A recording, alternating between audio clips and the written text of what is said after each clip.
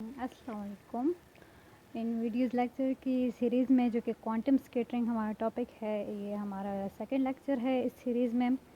और first lecture में हमने आप लोगों के साथ आउटलाइंस डिस्कस किए थे। अब वो लेक्चर जो है वो प्लेलिस्ट पे पड़ा हुआ है। आप लोगों को मैं डिस्क्रिप्शन बॉक्स में भी इसके लिंक शेयर कर दूँगी, आप लोग वहाँ से भी देख सकते हैं।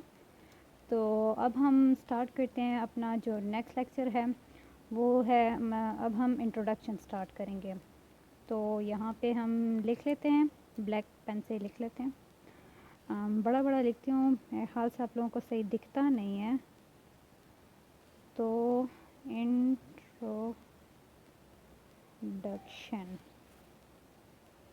सही है जी, ये हमारा स्टार्ट हो गया।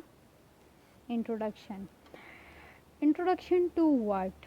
Introduction to scattering. अच्छा जी, तो अब हम यहाँ पे डायग्राम ब्लू मार्कर से बना लेंगे ताकि प्रोमिनेंट दिखे। फॉर एग्ज़ाम्पल हमारे पास एक यहाँ पे कोई टारगेट पड़ा हुआ है ना, कुछ भी टारगेट आप कंसिडर कर सकते हैं। टारगेट आप यहाँ पे अपने ओपोनेंट को भी कंसिडर कर सकते हैं। It was a joke. So यहाँ पे कोई टारगेट है। फॉर एग्ज़ाम्पल आप दो बिलियर्ड बॉल को की कोलिजन कर रहे हैं, तो एक को आप एज अ टारगेट कंसिडर करते हैं, दूसरे को आप एज अ पार्टिकल कंसिडर करते हैं। तो ये अगर हमारा पार्टिकल हो गया यहाँ पे, और इस जो टारगेट का है ये हमारा इसका सेंटर है, सही। तो ये अगर हम इस हाइट से इसको फॉल करा रहे हैं, यहाँ पे ये डबल आ रहा है, ये अगर हमारे पास टारगेट की हाइट है, तो हम इसको कुछ काइनेटिक एनर्जी देंगे। ये कुछ काइनेटिक एनर्जी के साथ ऐसे मूव करेगा। तो अगर तो ये दोनों हम इलास्टिक कोलिजन की बात कर रहे हैं, तो यहाँ पे कोलिजन जो होगी ना, जब ये पार्टिकल या इंसिडेंट जो भी हम ले रहे हैं यहाँ पे, बीम या कुछ भी, ये जब इस टारगेट पे फॉल होगा तो यहाँ पे ऐसे कुछ हमें डेविएशन टाइप शो होगी। मैं वो टर्मिनोलॉजी एग्जैक्ट यूज़ नहीं करना चाह रही ताकि आप लोगों को पहले समझ आ जाए ना कि मतलब मैं कहना क्या चाह रही हूँ। तो ये आप लोगों ने डेली रूटीन में भी ऑब्ज़र्व किया होगा कि मतलब हम पार्टिकल फॉल कराते हैं किसी भी टारगेट पे, तो वो डिविएट हो जाता है। या तो अगर हम कुछ ज़्यादा हाइट से फॉल कराएं तो वो बिल्कुल स्ट्रेट जाएगा, डिविएट नहीं होगा। ऐसे फॉर एग्ज़ाम्पल अगर इस हाइट से हम इसको फॉल करा देना, यानी इससे इसका कुछ इंट्रैक्शन ही नहीं होगा इस टारगेट का, तो ये स्ट्रेट चला जाएगा। जब ये स्ट्रेट चला जाएगा ऐसे, और कुछ पार्टिकल जो हैं ऐसे अगर फॉर एग्ज़ाम्पल इसके साथ टकरा जाते हैं, वो अपना थोड़े से फोर्स के साथ टकरा जाते हैं, वो अपना पाथ इस तरह से चेंज कर लेते हैं। कुछ ज़्यादा फोर्स के साथ टकरा जाते हैं, वो ऐसे बिल्कुल रिफ्लेक्ट बैक हो जाते हैं। जैसे आप फुटबॉल को फेंकते हैं किसी दीवार के पास, तो वो आप लोगों के पास रिफ्लेक्ट बैक होती है ना, तो सेम इसी तरह दीवार या किसी हैवी टारगेट के साथ आप इसको कोलाइड करें तो वो वापस आपके पास आ जाती है रिफ्लेक्ट बैक होके। तो ये जो सारे फिनोमिनाज हैं ना, जब हम दो पार्टिकल्स को की इंट्रैक्शन देखते हैं और उसके रिज़ल्ट में जो भी हमारे पास इसके रिज़ल्टेंट इनकी जो वेव्स या इनके जो पाथ बनते हैं ना, इन सब को हम स्केटरिंग कहते हैं। अब उनको हमने डिफरेंट नेम्स दे दिए हैं। जब ये वापस आते हैं, रिफ्लेक्शन। जब ऐसे हो जाते हैं यानी पास हो जाते हैं किसी भी टारगेट में, तो रिफ्रैक्शन हम कुछ कह देते हैं। जैसे वो लाइट वेव्स आती हैं वाटर में, रिफ्रैक्ट हो जाती हैं, अपना पाथ थोड़ा चेंज कर देती हैं नॉर्मल से। फॉर एग्ज़ाम्पल अगर ये नॉर्मल है तो अपना पाथ थोड़ा चेंज कर लेती हैं। और कुछ जो है ऐसे होती हैं कि स्कैटर्ड हो जाती हैं ऐसे। तो ऐसे स्कैटरिंग को यानी डायफ्रैक्ट हो जाती है ना, इन सब को हम कहते हैं स्केटरिंग। तो ये तो हो गई स्केटरिंग की इंट्रोडक्शन। होप आप लोगों को समझ आ गई होगी। डेफिनेशन आप लोग नेट से भी देख सकते हैं, लेकिन मेन पॉइंट था आप लोगों का कॉन्सेप्ट समझाना। अब आते हैं हम इसकी इम्पोर्टेंस की तरफ ना, कि हम ये मतलब सब कर तो रहे हैं, स्केटरिंग हमने देख ली, समझ ली क्या चीज़ होती है, लेकिन अब हम ये करते क्यों हैं, यानी हम क्यों ऐसे दो पार्टिकल्स को या दो, एक टारगेट और एक इंसिडेंट, उसको उठा के एक दूसरे के साथ इंटरेक्ट कराते हैं, क्यों कराते हैं ना। तो ये हमारा जो आउटलाइन में था सेकंड नंबर वाला हमारा टॉपिक है इम्पोर्टेंस। तो इम्पोर्टेंस हम इसकी देखते हैं कि जैसे अब फॉर एग्ज़ाम्पल कोई भी आप लोग कुछ आप देख नहीं सकते हैं ना, जैसे हम अपनी बॉडी की एग्ज़ाम्पल देख लें ना, कंसिडर कर लें। हम अपनी बॉडी के अंदर तो जो भी चीज़ें हैं वो हम नहीं देख सकते ना, जैसे हार्ट हो गया, सर्जरी करके तो देख सकते हैं, अपने आप को चीर फाड़ लेंगे, लेकिन ओवरऑल फिज़िकली हम ऐसे नहीं देख सकते ना, जैसे हम मिरर में अपने आप को देखते हैं तो इस तरह से हम अपने आप को नहीं देख सकते। तो उसके लिए अगर हम मतलब हाथ में हमारे कोई कट लग जाते हैं, हम देख लेते हैं कि यहाँ पे कट लगा हुआ है, हम बैंडेज लगा लेते हैं, लेकिन अगर हमें इंटरनल कोई पेन हो रहा होता है, हमें समझ नहीं आ रहा होता कि मसला क्या है। जब मसला क्या है तो वो हम फिर फाइंड नहीं करते। तो जब हमें मसले का पता नहीं लगता तो हम मतलब फिर उसका इलाज कैसे करेंगे। तो उसके लिए हम इस तरह करते हैं कि एक्सरे, आप लोग फेमिलियर होंगे कि हमारे बोन्स के एक्सरेज होते हैं, किसी का एक्सीडेंट हो जाता है, कहाँ पे टूटी हुई है बोन ये तो नहीं पता लगता। तो जब हम एक्सरेज फॉल कराते हैं, कुछ मशीन्स होते हैं वहाँ के थ्रू, हमारे फॉर एग्ज़ाम्पल हमारे हाथ में फ्रैक्चर लगी है तो एक्सरेज फॉल कराते हैं, वहाँ से रिफ्लेक्शन और रिफ्रैक्शन, यही स्केटरिंग का फिनोमेना सारा होता है। तो उससे हमें पता लग जाता है कि कहाँ पे हमारा बोन टूटा हुआ है और कहाँ पे सही है या कहाँ पे हमें प्लास्टर की ज़रूरत है। ये हो गई इम्पोर्टेंस। बहुत ही ज़्यादा ब्रीफली मैंने आप लोगों को बताई है, बिल्कुल डिटेल में मैं नहीं जा रही आप लोगों के लिए, क्योंकि आप लोगों को मेन कॉन्सेप्ट समझाना इम्पॉर्टेंट है। तो ये हो गया स्केटरिंग हो गया, इम्पोर्टेंस हो गई। अब हमारे पास आता है difference between quantum and classical. तो अब इसको थोड़ा सा आप लोगों ने समझना होगा कि ये डिफरेंस मतलब कैसे करते हैं ना, मेन जो डिफरेंस है। यहाँ पे अगर हम एक साइड पे लिख लें क्लासिकल और एक साइड पे लिख लें क्वांटम, सही और प्यारा प्यारा। तो यहाँ पे अगर हम एक बड़ी बॉल ले लेते हैं यहाँ पे, जिसका एक न्यूक्लियस होगा सेंटर, और सेंटर से हम इसकी स्ट्रेट लाइन ड्रॉ कर लेते हैं कि ये हमारा यहाँ पे सेंटर है। और हम जो फॉर एग्ज़ाम्पल ये हमारे पास फुटबॉल है, हम कोई पिंग पोंग बॉल है वो ले लेते हैं यहाँ पे इस हाइट पे, हाइट में थोड़ा ब्लैक से बना दूँगी, ये हमारे पास हाइट हो गई है। तो अब जब हम इसको इस हाइट से स्कैटर्ड करेंगे, ये आप लोगों को मैं बताऊंगी कि ये हाइट क्या है। फ़िलहाल आप लोग इसको जस्ट हाइट ही कंसिडर करो। ये इस हाइट से ऐसे ऐसे जाएगा, ऐसे स्ट्रेट, और यहाँ पे अभी तो मैंने फुटबॉल बहुत छोटा बना दिया है, लेकिन आप लोग समझ लेना कि ये इसका इफ़ेक्ट यहाँ तक आ रहा है। तो ये ऐसे डिफ्लेक्ट हो जाएगा या रिफ्लेक्ट हो जाएगा, यही वाली डायग्राम है, लेकिन आपको मैं थोड़ा सा इसमें डिफरेंस बताऊंगी। और या ऐसे डायफ्रैक्ट हो जाए, लेकिन ध्यान रहे कि हमने इसको भी पार्टिकल लिया है और इसको भी पार्टिकल लिया है, यानी एक एक पार्टिकल, एक डिस्टिंग्विशेबल पार्टिकल हम ले रहे हैं। यानी ये हमने कोई फुटबॉल लिया है, ये हम पिंग पोंग बॉल ले रहे हैं, लेकिन यानी हम डिस्क्रीट चीज़ें ले रहे हैं ना, और इन दोनों के बीच में जो डिस्टेंस है वो बहुत ज़्यादा है। ये जो हाइट है ये इसको हम कहते हैं इम्पैक्ट पैरामीटर बी, इसको यूजुअली बी से डिनोट किया जाता है। अब इसका क्या रोल है, अगर हम थोड़ा यहाँ से इसको फॉल करा दें, ये पार्टिकल हमारे यहाँ हो जाए, इस तरफ इधर हो जाए, तो देखो इंसिडेंट बीम का पाथ जो है वो इस तरह हो जाएगा।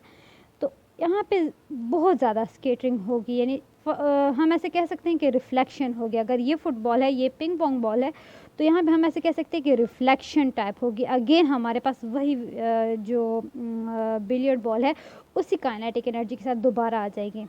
लेकिन अगर हम इस हाइट से देख लें तो यहाँ पे शायद हल्की सी रिफ्लेक्ट हो जाए, हल्की सी, बिल्कुल हल्का सा टच हो ना, तो इस इम्पैक्ट पैरामीटर का ये रोल है। जितना हमारे पास ये डिस्टेंस कम होगा, इम्पैक्ट पैरामीटर बी, ये जो बी है, ये जितना कम होगा स्कैटरिंग एंगल उतना ज़्यादा होगा। मेरी बात को आप ज़रा ध्यान से सुने, ये स्कैटरिंग एंगल है, जहाँ जिस एंगल से ये वेव स्कैटर्ड होती है ना, ये यहाँ पे तो वेव हमने नहीं लिया, पिंग पोंग बॉल को हमने कंसिडर किया ना, जिस एंगल से या जिस डायरेक्शन में ये पिंग पोंग बॉल स्कैटर्ड होती है उसको हम कहते हैं स्कैटरिंग एंगल ना। यानी अगर हम यहाँ से इस नॉर्मल से इसको देख लेना, ये ऐसे, तो ये हमारे पास स्कैटरिंग एंगल है। इसका ओरिजिनल पाथ इस तरफ था, लेकिन ये अपने पाथ से थोड़ा डिविएट हो गया है, और हर टाइप की डिविएशन को हम स्कैटरिंग कहते हैं। तो ये थीटा बना रहा है, और यहाँ पे जो ये तो इस पाथ से था ना हमारे पास, इस पाथ से ऐसे डिविएट हुआ था ऐसे, तो हमने यहाँ पे थीटा निकाल लिया। लेकिन अगर इस पाथ से हो ऐसे, तो वो बिल्कुल एग्जैक्टली 180 डिग्री से आएगा। जितना इम्पैक्ट पैरामीटर कम होगा, यानी जितना ये कम हाइट से हम फेंकेंगे, उतना ज़्यादा स्कैटरिंग हमें मिलेगी, उतना ज़्यादा स्कैटरिंग एंगल हमें मिलेगा। तो यहाँ पे ऐसे, यानी बी और थीटा के बीच में इन्वर्स रिलेशन हम कह सकते हैं। B is inversely proportional to scattering angle, theta scattering angle है। तो ये सारा हम क्लासिकल में देखते हैं। अब हम क्वांटम में क्या देखते हैं? क्वांटम में हम ये देखते हैं कि यूजुअली क्वांटम में हम वेव्स की बात करते हैं। किस चीज़ की बात करते हैं? एक ये बात आप लोग याद रख लेना कि वेव्स की बात हम करते हैं क्वांटम में। यहाँ पे हमने पार्टिकल्स लिए थे दोनों, और क्वांटम में हम इसको वेव्स कंसिडर करेंगे। कैसे? कि अब देखिए ज़रा, यहाँ पे अगर मैं इसको थोड़ा सेपरेट कर दूँ ऐसे, ये हमारा क्लासिकल का था, यहाँ पे हम क्वांटम की डायग्राम बनाने की कोशिश करेंगे। ये अगर हमारे पास ऐसी वेव्स हैं, क्यों हम वेव्स की बात क्यों कर रहे हैं? क्वांटम में हम वेव्स को डील करते हैं। जब भी हम स्कैटरिंग की बात करते हैं तो हम वेव्स से स्टार्ट लेते हैं क्वांटम में। ये किस टाइप की वेव्स हैं? ऑफ कोर्स प्लेन वेव्स ही है ना, कोई स्ट्रेट एक डायरेक्शन में मूव कर रही हैं, सर्कुलर तो नहीं है ना, प्लेन वेव्स हैं। ये हमारे पास हो गई हैं प्लेन वेव्स। और जो भी हमारे पास इंसिडेंट जो चीज़ होती है ना क्वांटम में, वेव्स जो इंसिडेंट होती हैं वो हमेशा प्लेन होती हैं। ये आप लोगों ने इस बात को बस याद रख लेना है ना, कि जो क्वांटम में इंसिडेंट वेव्स होती हैं वो हमेशा प्लेन वेव्स होती हैं। अब प्लेन वेव्स जो है ऐसे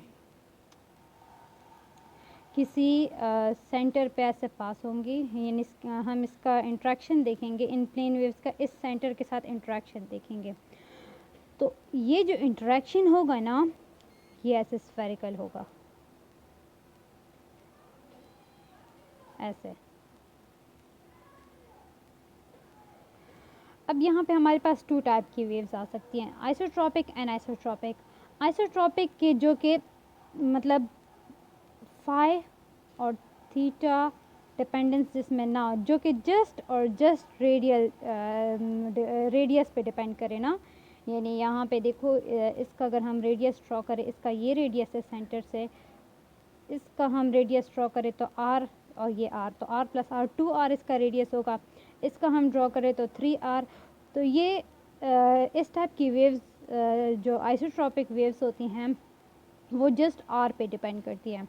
आर बढ़ता जाएगा उनका थीटा और फाई सेम रहता है regardless of anisotropic wave. Anisotropic waves इस तरह होती हैं कि अगर फॉर एग्जांपल यही प्लेन वेव्स किसी स्कैटरिंग सेंटर पे फॉल हों और वो इस टाइप का कुछ इरेगुलर टाइप की वेव्स हमें दें, सर्कुलर ही दें, स्फेरिकल, सर्कुलर तो नहीं, स्फेरिकल ही दें हमें इस तरह, लेकिन उनका थीटा और फाई चेंज होता जाए। रेडियस तो होगा ही होगा चेंज, लेकिन थीटा और फाई चेंज हो। ये स्फेरिकली सिमेट्रिक वेव्स हैं और ये स्फेरिकली नॉट सिमेट्रिक वेव्स हैं, एनाइसोट्रॉपिक वेव्स इनको हम कहते हैं।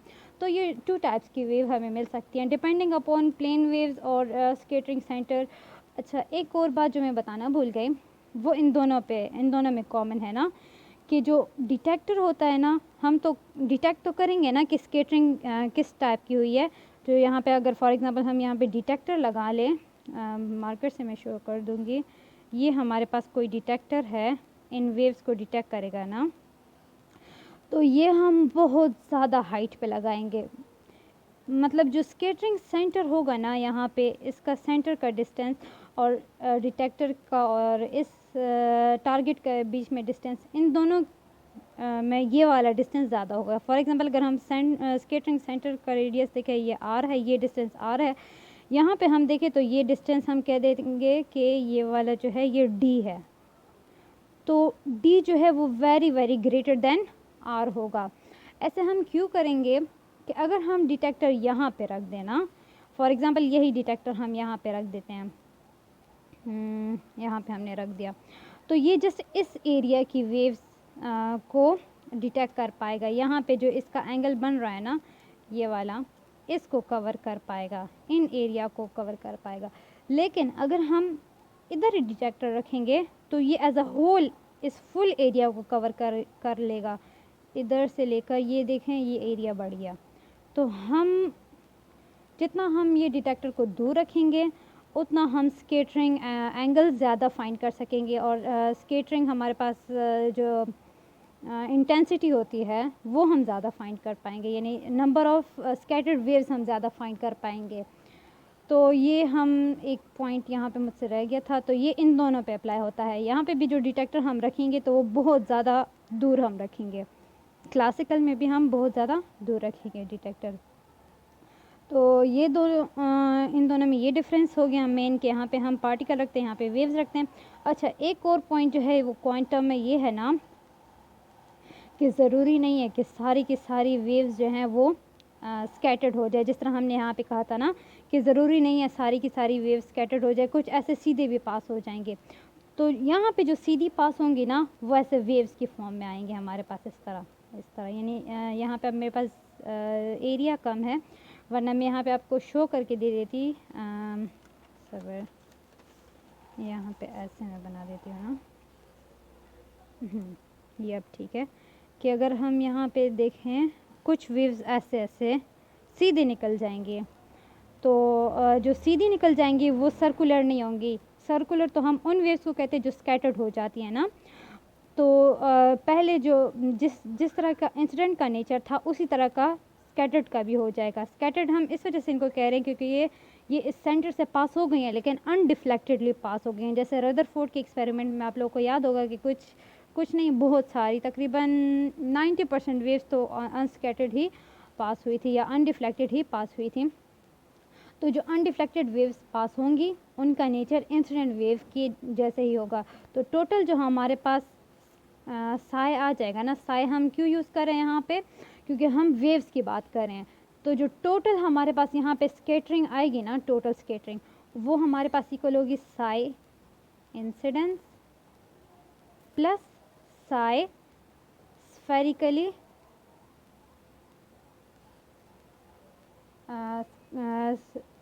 स्केटर्ड, हाँ स्फेरिकली स्केटर्ड वेव्स, क्योंकि ये स्फेरिकली होती है ना, स्फेरिकल होती हैं, सर्कुलर टाइप होती हैं, जिस तरह भी आप समझना चाह रहे हैं ना। तो ये इन दोनों का कॉम्बिनेशन होता है। जो फाइनल हमारे पास वेव्स होती है ना वो इन दोनों का कॉम्बिनेशन होता है। साई इंसिडेंस हम इसको इसी वजह से कह रहे हैं, इनका जो नेचर होता है ना, जो अनडिफ्लेक्टेड वेव्स होती हैं वो same to same plane waves की तरह होता है, तो इस वजह से हम इनको साई इंसिडेंस कह रहे हैं। तो जो टोटल हमारे पास आफ्टर स्कैटरिंग हमारे पास जो वेव आएगा या वेव फंक्शन आएगा वो इन दोनों का लीनियर सुपरपोजिशन होगा। हम इनको लीनियर सुपरपोजिशन कह सकते हैं ना, यानी ओवरऑल सोल्यूशन जो हमारे पास आएगा। तो ये बहुत इंपॉर्टेंट रिलेशन है। जो हमारा टॉपिक ही सारा क्वांटम स्कैटरिंग है ना, तो उसमें हम इस चीज़ पे बहुत ज़्यादा फोकस करेंगे। तो बहुत ज़्यादा कोशिश करें ना कि आप लोग ये जो रिलेशन है ना ये बिल्कुल सही से समझ लें, और अगर नहीं समझ आई अब भी तो आप लोग मुझे कमेंट्स में बता सकते हैं। मेरे हाल से ये वीडियो इधर ही एंड कर लेंगे, फिर आगे बहुत बड़ी हो जाती है तो बच्चे डर जाते हैं, जो यूजुअली होता है। तो नेक्स्ट वीडियो में हम जो है इसका ये डिस्कस करेंगे कि यहाँ तक तो हमने कर लिया ना, 1 2 3, ये 3 टॉपिक्स हो गए। फ्रेम्स ऑफ रेफरेंस का मैं आप लोगों को बताऊँगी, ये थोड़े इन सब से डिफरेंट है ना, डिफ़िकल्ट तो नहीं कहूँगी, डिफरेंट है। इजी हैं बहुत ज़्यादा, लेकिन ये थोड़ा न्यू कॉन्सेप्ट है स्केटरिंग में। तो ये हम नेक्स्ट लेक्चर से स्टार्ट करेंगे। टिल दैट अल्लाह हाफिज़।